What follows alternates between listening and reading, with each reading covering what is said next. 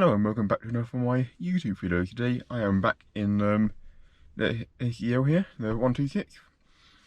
Now I did for my second video, still not released yet, I can't date of filming this, but I did the second video I made on this in the project series was doing a electric test. Now I know when I did the test I didn't really test much fully, or do much testing I should say, and a lot of stuff didn't work. I think the main problem with that is most of the fuse connections were quite badly corroded. Now, all I did was replace the fuses. I didn't clean any of the terminals. I'm going to try cleaning the actual terminals a bit better today, and hopefully that'll get a lot of the electrics working again. So that's what I'm going to be doing today. Now, I did try to clean them enough today with a bit of sandpaper and a little attachment, but not a little bit of wood attachment. The problem is that kept breaking through the sandpaper and not doing anything, so that didn't really work. So I bought myself a little kit here to show you what's inside. Yeah, so, and I'm hoping these will actually, in the interim, will actually help clean the terminals up. Now, so let me show you here. I don't know how close you've been seeing it, but so I've got a fiberglass pen, a brass bristle pen, and a steel bristle. Now, if I get one out, if I get the fiberglass one out, I'll show you quickly what it is. So it's this fiberglass pen. So all you do is you turn it. Oh, actually, might help me show you. So you turn the end bit here, the plastic bit, and it gets a load of fiberglass bristles out. And what these do is help to clean contacts. Quite a lot in there. So, and what plan is to use it. I'm going to start off, I think, with the fiberglass one. It's quite a soft thing. They wear down quite easily, so it's not going to cause a great amount of damage. Before I get into that and show you doing it, I'd like to say if you don't mind taking the time to like and subscribe to my channel, and if you like and subscribe, really does help my videos and channel to grow further. And if you subscribe to my channel, every time I release a video on any of my cars, you'll be notified straight away. So, okay, so all the fuses and contacts are cleaned up. The fiberglass pen didn't clean them, but it broke, so I had to stop using it.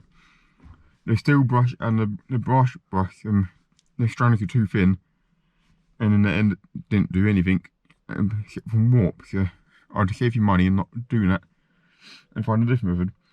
Let's do a bit of test on the electronic and see what actually works. Do another test. Nope. That's not working. Any of the switch windows?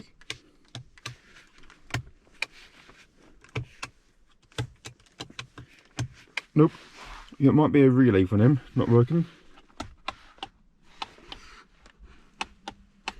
But yeah, so it turns out still not much of the electronics actually do work in this car still. Not sure what else to try really. It could be a few relays, they may have died. I mean, it's quite possible they have. I know a few of the stuff inside the car, like the heat and seats, may still work, but a lot of the other stuff don't. Oh, heat and seats coming on already. That's nice. But yeah, I'm not really too sure what else you're going to try really. So not even cleaning the fuses has got any extra electronics working, which now I think will be checking to see if the relays are working or not. Now I've noticed something quite different. I didn't really think it would work like this, but the rear seat electronics only well, the heat seat part anyway, only work when the ignition is set to engine running. So on the front seat you can have the heat seat running on accessory setting, but the rear seats only work on the like actually running position. So a bit strange. It's a shame really none of the electronics actually work still, and these are crap. Yeah, don't, if you're looking to do what I try to do, I thought then it works, don't bother. I mean, actually, I probably wouldn't even don't bother in the first place anyway. The fiberglass one broke within a matter of minutes, and I wasn't even abusing it. I was just gently trying to scratch away the corrosion, which is kind of what they're meant for, really. So yeah. Oh, didn't map like. Oh. No, that don't work. Nor does that one. But the heat does work, and I'm feeling that warming my back up. So unfortunately, yeah, it's another fail in terms of electronics.